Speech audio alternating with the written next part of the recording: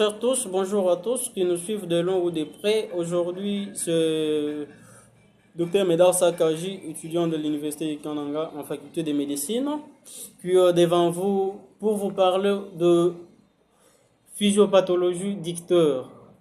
Dans le point de physiopathologie des l'ictère, nous allons vous parler de 5 points où on commence par la définition de l'ictère, métabolisme normal de la bilirubine, de valeur normale de la bilirubine, diagnostic de l'ictère ainsi que classification de l'ictère. Parlant de la définition de l'ictère, l'ictère comme dû au traitement jaunisse, c'est une coloration jaunâtre de la peau, de muqueuse ainsi que des conjonctives dues à une augmentation de la bilirubine sanguine. Le métabolisme de la bilirubine ou le métabolisme normal de la bilirubine provient surtout dans la destruction de globules rouges âgés dans la rate et dans le foie. L'hème est transformé en biliverdine puis en bilirubine libre ou non conjuguée. La bilirubine libre ou non conjuguée est liposoluble et insoluble dans l'eau. Elle est transportée par la biliverdine, elle est transportée plutôt par l'albumine dans le foie. Elle est conjuguée grâce à une glycyrrolynyle transférase en bilirubine conjuguée qui est soluble ou hydrosoluble. La bilirubine conjuguée est éliminée dans la bile ainsi dans les intestins. Lorsqu'elle est éliminée, une partie est éliminée en couleur de sel, ce qu'on appelle stercobiline.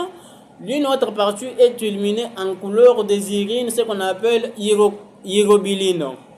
Valeur normale de bilirubine. La bilirubine est ensuite en deux phases de valeur normale ou dans des pures de valeur normale. La première valeur de bilirubine est totale, ce qu'on appelle bilirubine totale, dont sa valeur est inférieure à 30 unimoles par litre.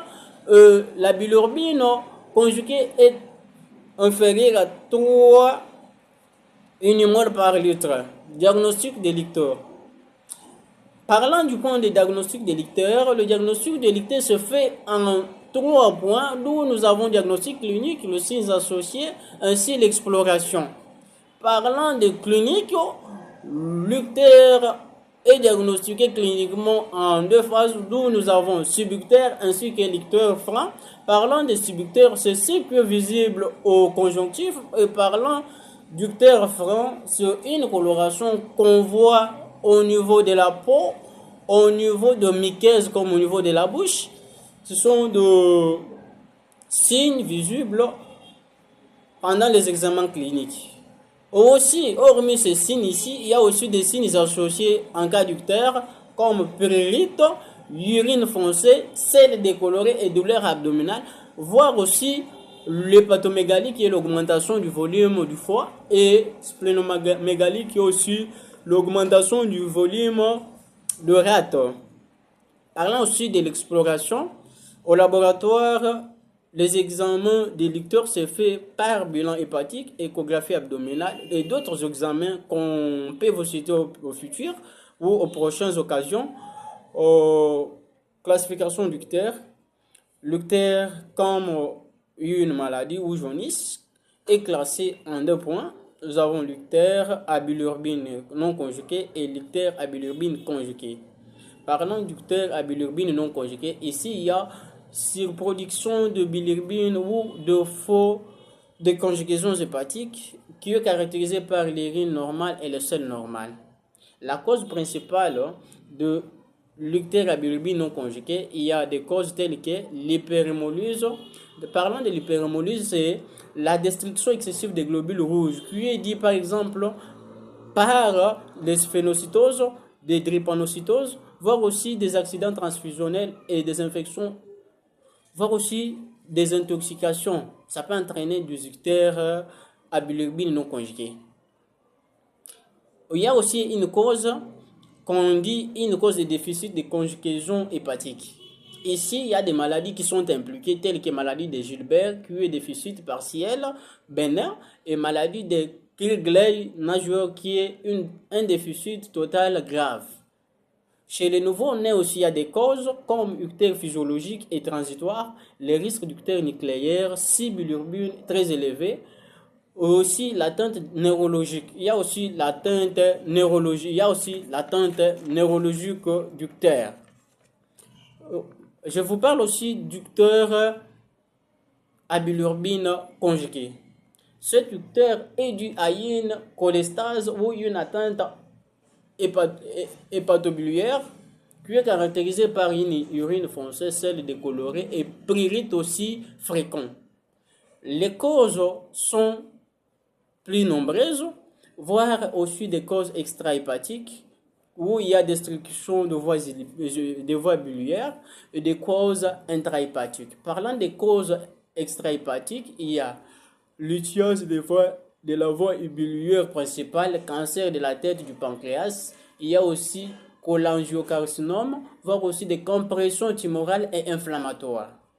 Parlant des causes intrahépatiques, donc qui se passent à l'intérieur du foie, donc ces causes ici, ce sont des causes qui concernent de maladies hépatiques ou de maladies du foie.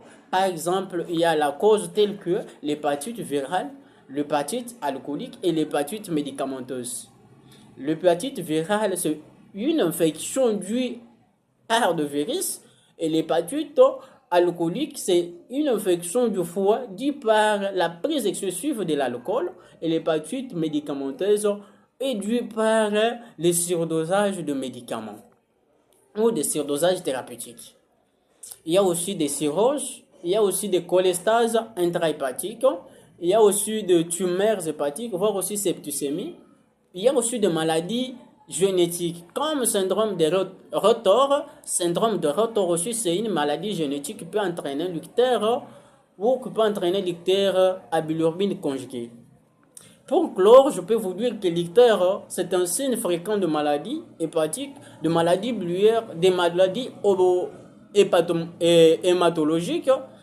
Le diagnostic clinique est souvent facile parce que ça se laisse voir aller ni par une coloration de peau, des muqueuses, des conjonctives, mais la recherche de la cause nécessite une démarche systémique, clinique, biologique et radiologique. Merci.